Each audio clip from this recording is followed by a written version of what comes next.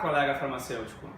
Eu estou aqui para falar para você sobre melhores oportunidades no nosso segmento farmacêutico. Eu tenho certeza que você gosta do seu reconhecimento profissional e eu sei também que isso é muito importante para a gente atingir a nossa felicidade pessoal através do nosso trabalho.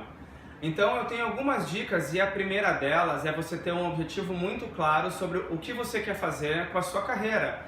Você quer ficar atendendo em balcão ou você quer ter um consultório clínico dentro da farmácia? Você quer ter seu próprio negócio, talvez seja uma farmácia, uma drogaria ou um consultório independente com vacinação, por exemplo? Você tem que ter isso muito bem esclarecido e ter o objetivo com clareza aumenta em 40% as chances de você chegar lá.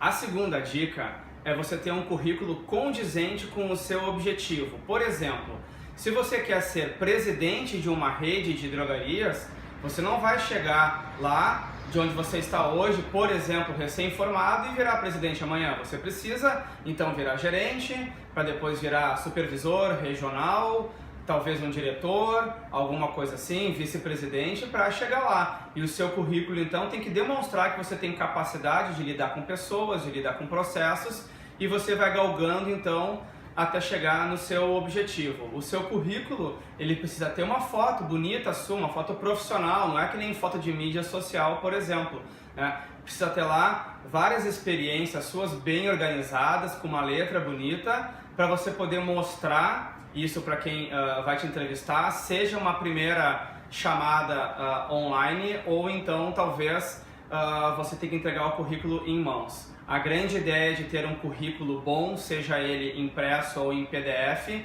é você ser chamado para a entrevista.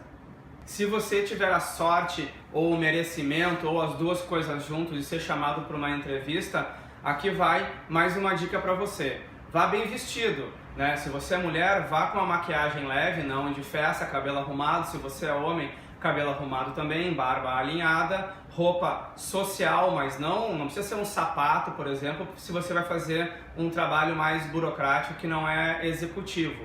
Então você chega para a entrevista, tem que cumprimentar gentilmente seus possíveis futuros colegas e durante a entrevista você deve tentar transformar ela numa conversa, porque o entrevistador vai fazer 1000 entrevistas iguais naquele dia, com as mesmas perguntas e com as mesmas respostas.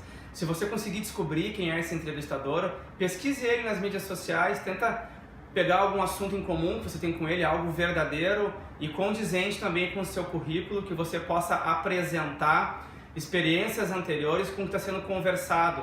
Você pode perguntar, por exemplo, quais foram as dificuldades e facilidades da pessoa que estava no cargo antes de você. Isso vai chamar a atenção.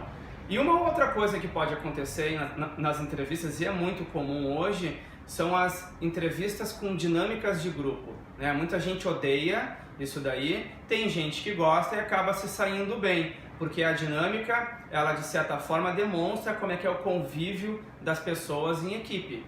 Então isso pode ser testado lá. Você tem que cuidar para não ficar muito encolhido, muito introspectivo, porque vai demonstrar que você tem dificuldade de se abrir, mas você também não pode ser extrovertido demais, querer dominar o grupo, querer ser um leão lá dentro, porque vai assustar as pessoas, não é o perfil que está sendo trabalhado. E uma outra dica, talvez a dica final para você, é evitar clichês. É comum, por exemplo, você ser perguntado sobre quais são os seus defeitos, e as pessoas costumam responder, eu sou perfeccionista, como se perfeição fosse um defeito, né? Outro clichê, por exemplo, é falar que se dá muito bem com as pessoas. E você sabe que não é assim, talvez. Então não fale isso, porque em 1, 2 dias de trabalho vão perceber que você não é assim. Eu sou o farmacêutico Eduardo Abreu. Desejo muita sorte para você.